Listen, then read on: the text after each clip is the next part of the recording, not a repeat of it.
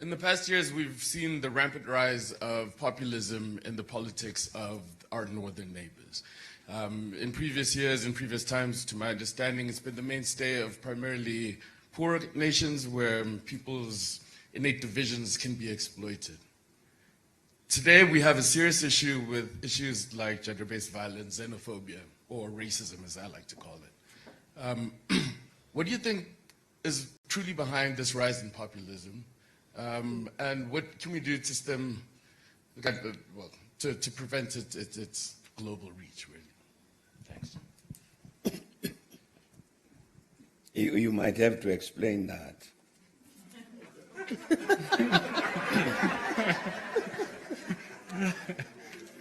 No, because it's an assumption that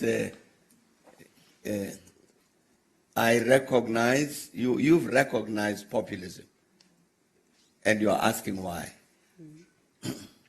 And you expect an answer from me. The assumption of that is that I've also recognized the rise of populism. But have I? That's why I'm saying it needs a bit of an explanation. What is populism? Even that. How have you understood it? I'm asking you the questions in order to empower myself to answer you. I didn't program this path.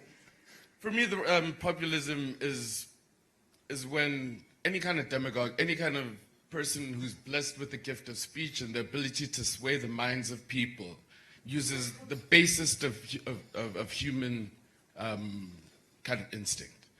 It's our fear of otherness. And our fear of otherness will drive us to do things that may, in some cases, harm ourselves. So when I say the rise of populism, it is when people will stand up and say to their citizens that immigrants are bad. People will say that people with different sexual orientations are bad. People will say that people who don't look like them are bad. And they can get that groundswell of emotion going to a point that they can uplift themselves into positions of power. And I think that's my definition of populism.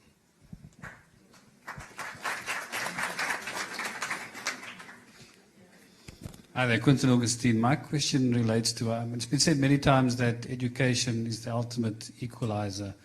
And our leader, Isaac Smith, very often comes to us with very interesting books that we should read. And I thought, if I get the opportunity to speak to an ex-president, it's a very simple question. What books do you read? And perhaps give us a sense of some of the profound books that you read and how it influenced your life.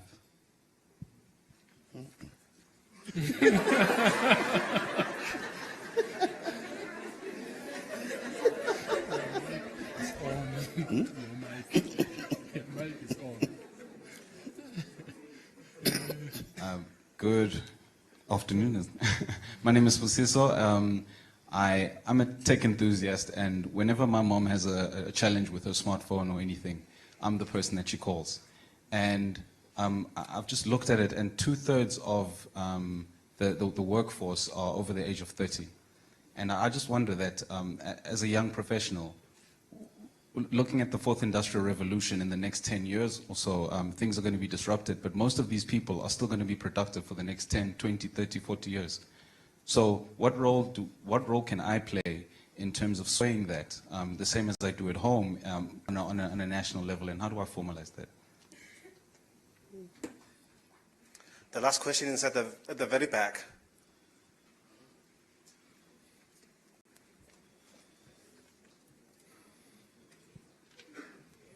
My name is Zizwe Mbata, patron of Timali Tata Tabampeki. Yesterday you actually mentioned that the late former President Robert Mugabe was actually an African patriot. Now my question is how important it is that in the context of leadership, that when we look at leadership, we create a narrative or we actually try and put a true African narrative forward in the context of how our African leaders lead and the actions that they take, especially in the later years during their leadership.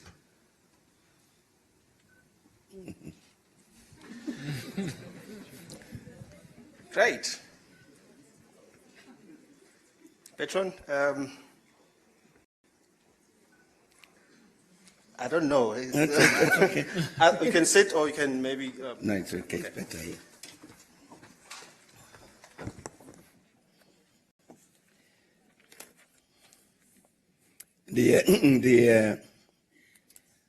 We were in not in Cape Town. We were here in Johannesburg a few months back.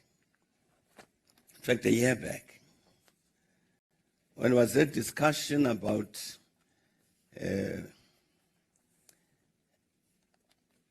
technology and education and knowledge.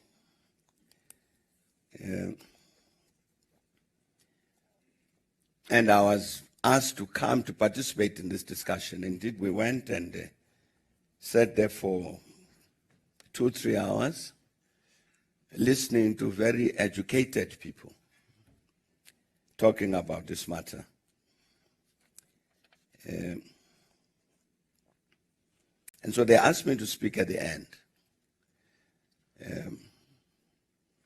which I did, essentially to say that I had not understood them at all.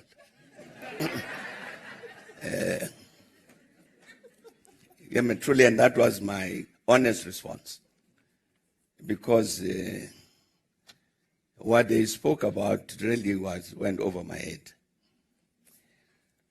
And therefore requested that why don't we do something about that? Because I said to them that, I'm a chancellor of the University of South Africa, of UNISA, and the biggest college at the university is the Education College. So UNISA produces, I think, something like 60% of the teachers, new teachers being trained in the country. So that particular college, therefore, at UNISA becomes of particular importance with regard to this matter: technology, education, and so on. And I was saying to them that having listened to them to the extent that I could understand anything, if I went back to UNISA and said to them, look, this matter about technology and education is important, do something about it. And they would ask me a question, do what? Mr. Chancellor. And the Chancellor would not be able to answer that question. So I said to them, look, why don't we then work on this? Because I know, for instance, the Vice Chancellor of the University of Johannesburg has been talking about this, the importance of introducing at universities proper courses on the Fourth Industrial Revolution. He was raising exactly the same point that has been raised, that you've got new people coming in, new younger generations, who are going to be, who are born more or less into this period of the Fourth Industrial Revolution. And if you don't empower them, there's going to be problems. Somebody was telling me the other day that there's some very smart person who says he wants to take out a legal case against a number of training institutions, because they are training people today for jobs which are going to be non-existent in 3 years and 5 years' time. And he was saying that's a criminal offense. So we agreed with that group of people that we were with a year ago to say, let's work then on something. How do you educate all of us, the young and the old, into this Fourth Industrial Revolution? And fortunately, there's a very, very knowledgeable people responded. And we had a meeting in Cape Town last week where they handed over the result of their work. It's a 200-page report on the Fourth Industrial Revolution. It relates to education and training and therefore the preparation of various generations in terms of mastery of this technology, so that then indeed you don't have somebody, as was indicated, who might be left behind in this regard. And I think it's the first comprehensive presentation in this country on that matter. Now the authors said, they gave me a copy. They said, you asked us to do this work, we've done it, here is a copy. 200 pages, I haven't read it. But they then said they are going to post it on the Thabo Mbeki Foundation website. I don't know if it's been posted yet. But elsewhere, because it's going to be I'm trying to respond to the question that was posed. It's going to be a very important engagement. This one, because indeed this fourth industrial revolution is with us. It will be disruptive. It is disruptive of many things. But to master the technology, therefore, means to be able to adapt to that disruption in a manner that is productive. As a foundation, we are beginning next year, January, beginning of the school academic year.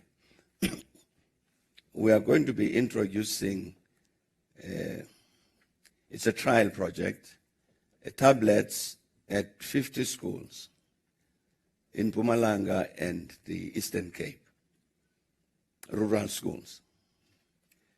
This is because of the argument that given the impact of this technology on society, even children at primary school need to grow up being familiar with this technology, that they don't come across computers when they are wherever, that they get educated into this kind of technology from the beginning.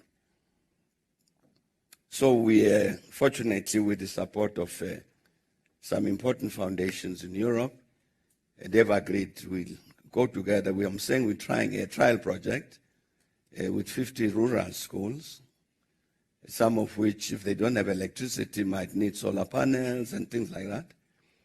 But in the end, to aim at reaching 1 million children, so that we really begin from there and not only deal with the fourth industrial revolution technology education at university, but introduce this thing throughout the system.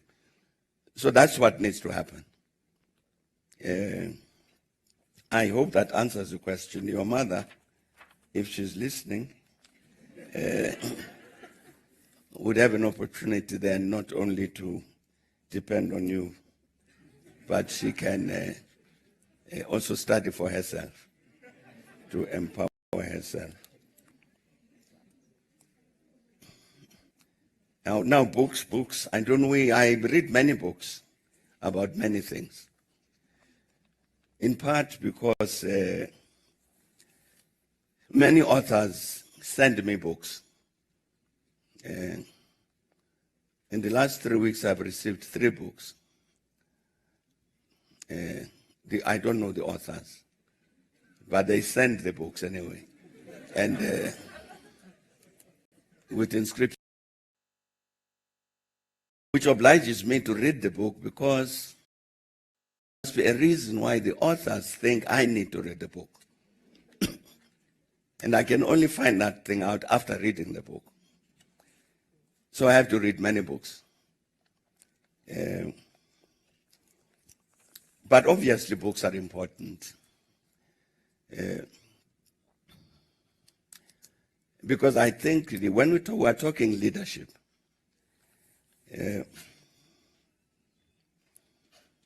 I think a first requirement of leadership surely must be an understanding of the reality with which you are dealing.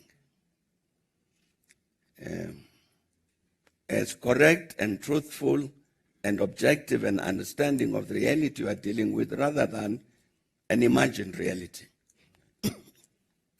I think that's your first starting point. It doesn't matter what the issue is. That understanding becomes important, therefore books become important.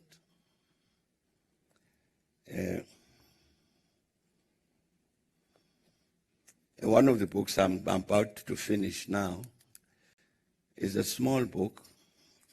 It's not quite related to what I've just said, but it's one of these books which I get from the authors. Now this one is from a niece of mine, and she has just got a doctorate at the Free University in Amsterdam. And she decided to study the impact of nutrition on the slaves that were imported into the Cape from the 17th, 18th, so on centuries. Now, in the slaves, so she talks about the slave. They came from Malaya. They came from Indonesia. They came from what is Sri Lanka today, from Madagascar, from Mozambique. And why she decided on this topic, I don't know. But it was, when she told me, I thought it was a very interesting idea. The impact of nutrition on slaves in the 17th and 18th century. How are you going to study that? The poor slaves are dead. But she did, because then they have to do tests on the bones and look at the molars and this and that and the other. Very fascinating story. I'm not talking about the scientific part of it. I skipped those pages. It's the historical part, when she says they came from here, they were like this, and so on. But that's an aside. Some years back, we hosted the former president of Haiti, President Aristide, for a number of years.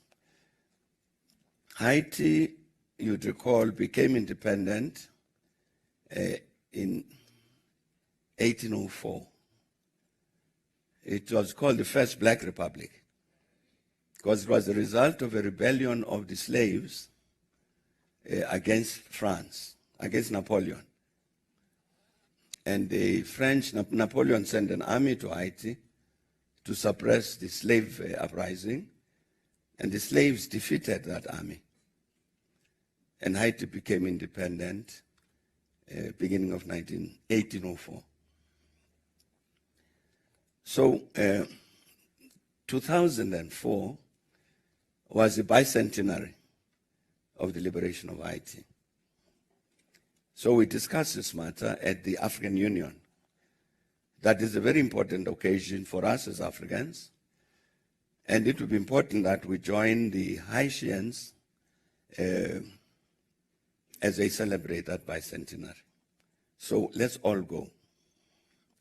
Agreed, we all agreed.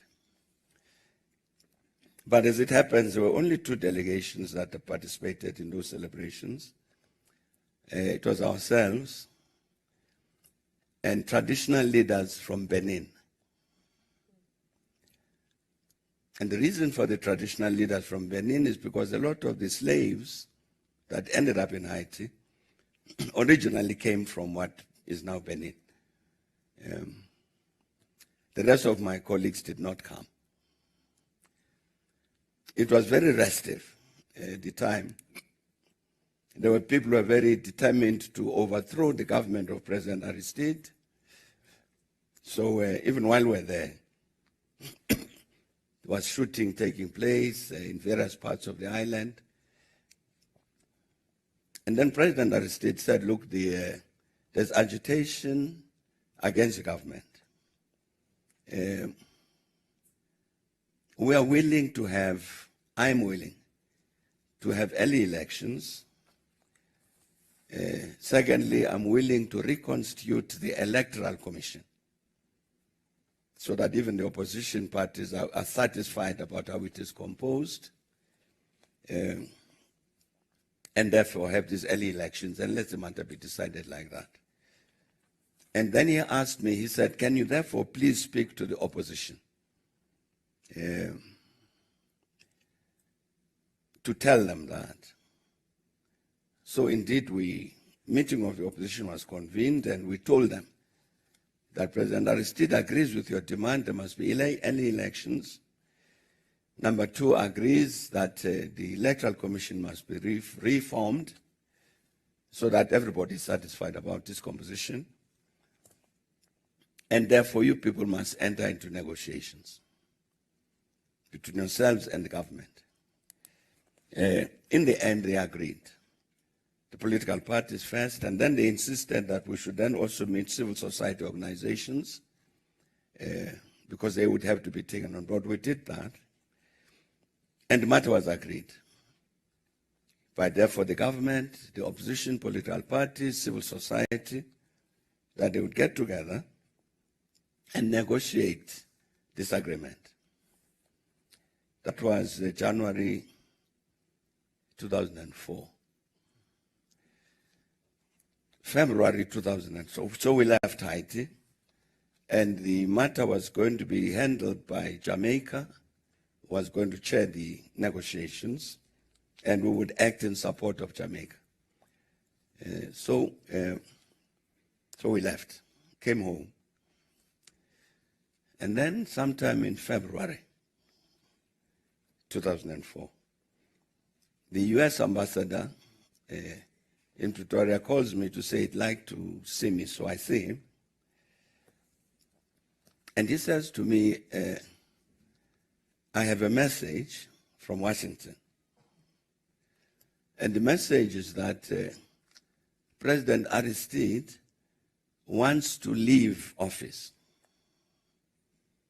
and come to South Africa.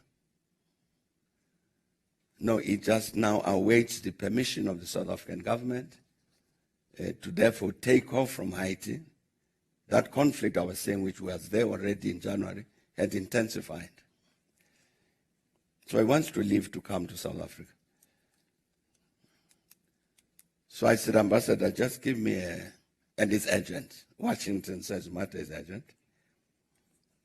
I said, give me some time, let me reflect on it. I'll come back to you. So I contact some of the prime ministers in the Caribbean to say, but what is the story that I'm told by the Americans about President Aristide wants to abdicate? And they say, no, they don't know anything about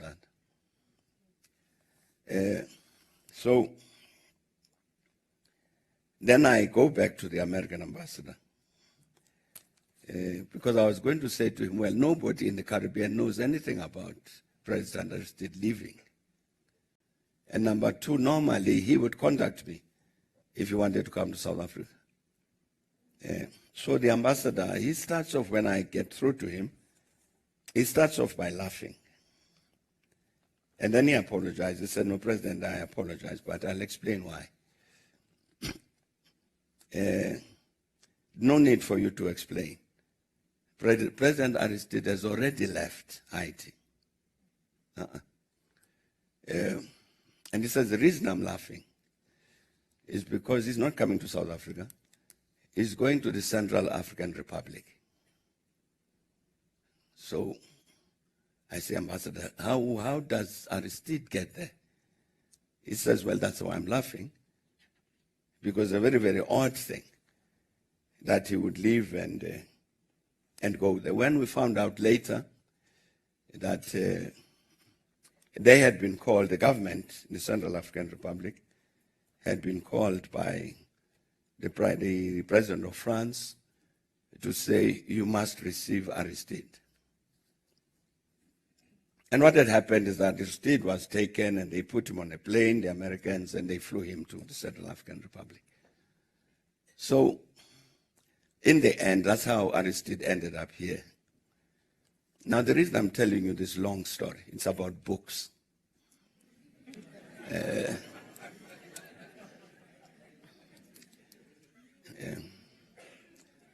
There is the political party of President Aristide in Haiti is called Famille Lavalas.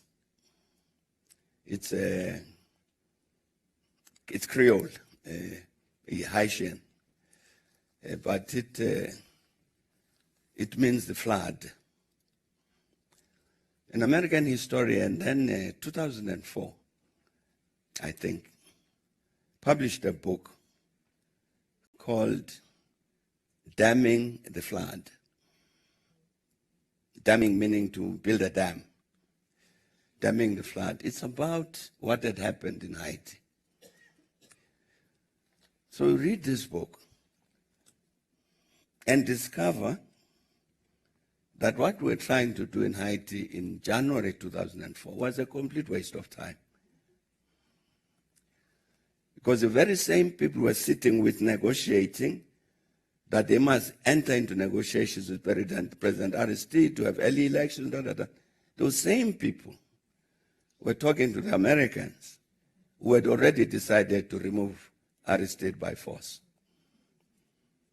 So we are praising ourselves as we flew home to say there will be peace and negotiations. It's completely false.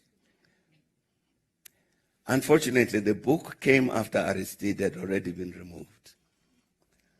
But when you read the book, you came to understand the reality of Haiti. If we had had an understanding of that reality before, we might have intervened in a different way. So that's what I'm saying. And I'm give an example of the importance of books and why I read books. There are a number of books just currently now. We know all of us here are aware that the South African economy is very sickly.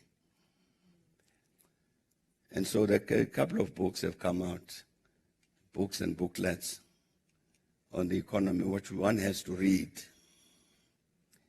Because we've got to answer the question, what do we do about this economy? I don't know to what extent these particular books reflect this thing I'm talking about, an objective reality of South Africa, so that by the time you say this is what needs to be done, it's based on a proper understanding of what's happening in the country. I don't know if they do that, but they have to be read for that purpose. The matter about populism,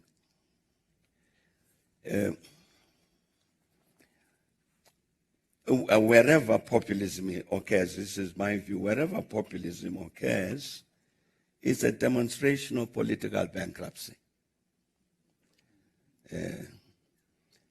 It would normally be a populist stance. It would be taken by somebody who is not in reality interested in solving any problem. They might take a populist position in order to advance their own personal interests.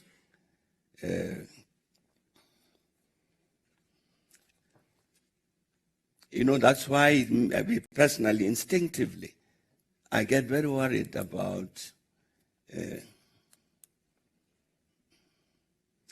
the superlatives describing situations. Now, when you say such and such a country is the crime capital of the world, I worry about that. Because my suspicion is that whoever makes that statement has actually not studied crime statistics of 190 countries. They haven't. They have an impression, maybe, or they have an objective to pursue, and therefore will say things like that. But I'm trying to say that populism, in my view, is indeed a reflection of that. A political bankruptcy, which has nothing to do with solving whatever the issues that have been raised, whether it's matters of gender violence or crimes of xenophobia or anything of these sorts.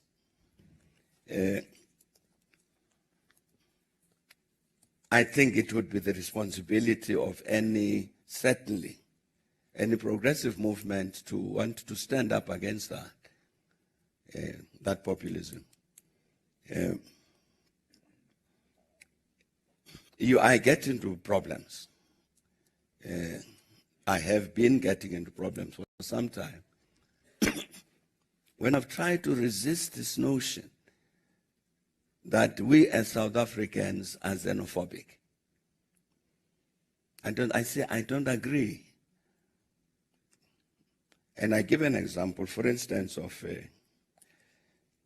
taking an old township here in Johannesburg, Alexander Township.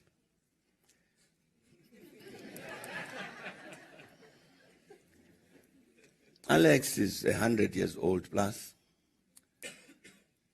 And for many, many years, many of those 100 years,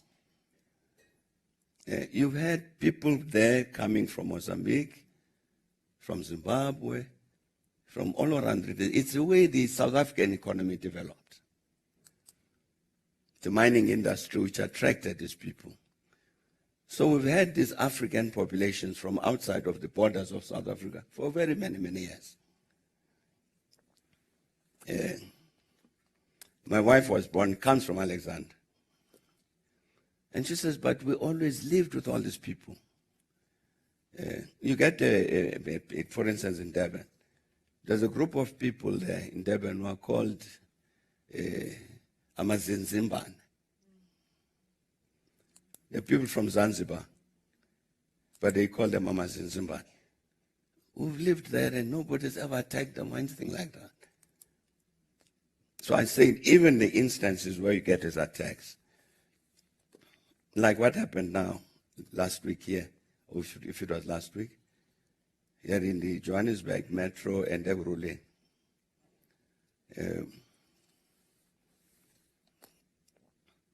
I read, for instance, a report that one of the attacks in Springs, it's in the media here, people were offloaded by bus. They were brought by bus to come and attack some shop. It's not an instinctive thing, a spontaneous thing from people in the township who then get up and say, because we hate these ones, we're going to attack them. Somebody hires a bus, collects people, delivers them, they attack, they are collected by bus and taken away. That's organized. Judge Niva Pillay, you know, these attacks took place in Durban, I think around 2015. And they asked the government there, Judge Niva Pillay, to set up a commission under her to look at this matter. What happened? It was exactly the same thing. In that case, it was the South African traders. In order to get rid of their competition, they organized this thing and then blame all of us for being xenophobic. It was entirely a business arrangement. So I'm saying an understanding of the objective reality becomes important. The use of populism as slogans, I think is very dangerous. And whoever resorts to that populism, I think they're making a negative statement about themselves. I think it's people that we ought to say we don't want to have anything to do with populists. That would be my view. Our colleague at the back there was asking a question about African leadership. And he said something about, as these leaders are getting old. I thought he was talking about myself. Even that, you see, there are obviously some things there which are not right on the continent. for instance, this phenomenon, which we've tried to oppose, of people perpetuating themselves in power. You remember that historically what's happened here on the continent is as the countries became independent around 1960, thereabouts, many countries become independent. Not long after, you started having military coups. Lots and lots of military coups. Then the democratization process kicks in around the 1990s. And so all of these processes, including South Africa and so on. So you then see that what happens during that democratization process during the 90s, a lot of the constitutions will give two-term limitations. And this was not necessarily because it's particularly democratic to have two terms. There are many democratic countries in the world which have no terms. The UK and the Germans and, But the reason the continent took that position was out of the experience we had had with the military coups, that it would be better, given our historical experience, that we limit the time when people sit in positions of leadership, hence the two-term limitations. I think it was a correct decision, certainly in our context. So therefore, we have generally opposed people trying to remove those limitations, because they end up with that perpetuation of people in positions of power. I'm saying there are wrong things like that are happening. But, of course, part of the challenge is that when countries hold referenda, let's hold a referendum to decide whether we want two terms or limitless terms. And the referendum is held, and the result is that we don't want term limitations. So the constitution gets changed. So what do you do about that? You might say, I don't like it, but I might say, but this is the will of the people. So I'm saying that things like that, which really ought to be avoided. Now, in terms of specific wrong things that might happen in countries, I don't think they depend on age. I think they depend on the politics of the people concerned. So the qualification you were putting there, especially as they get older, I don't think applies. I think we can do wrong things at any age.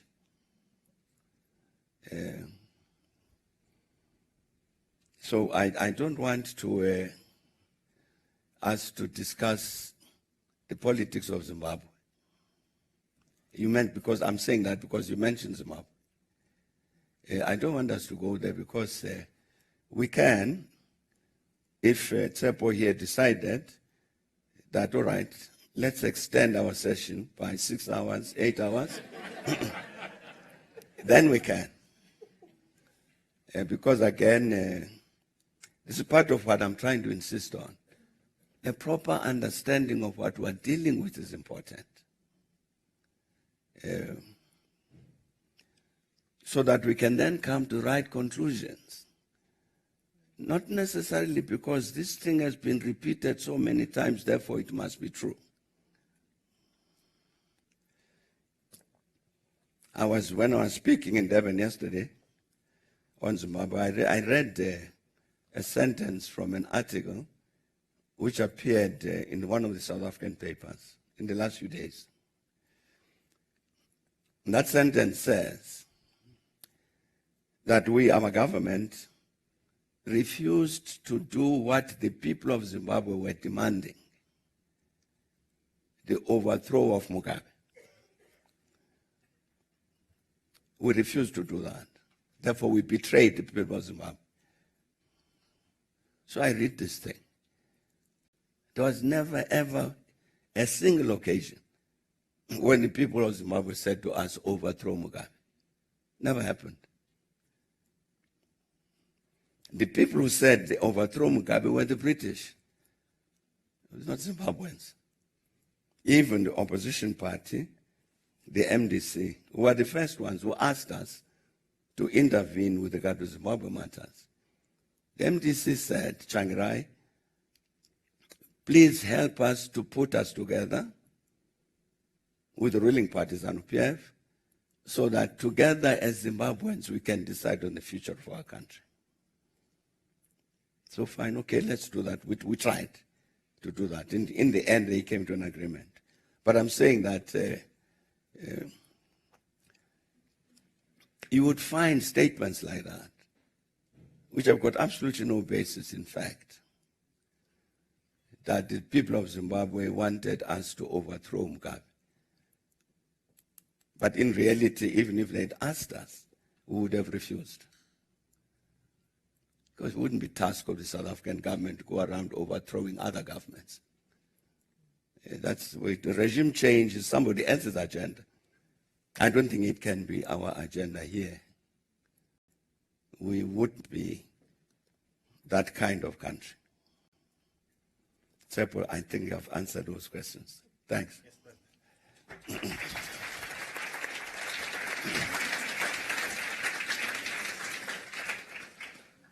I think we have traversed both the historical, the current, and the future. For IR, what's happening in Zim, and also dealing with Zim.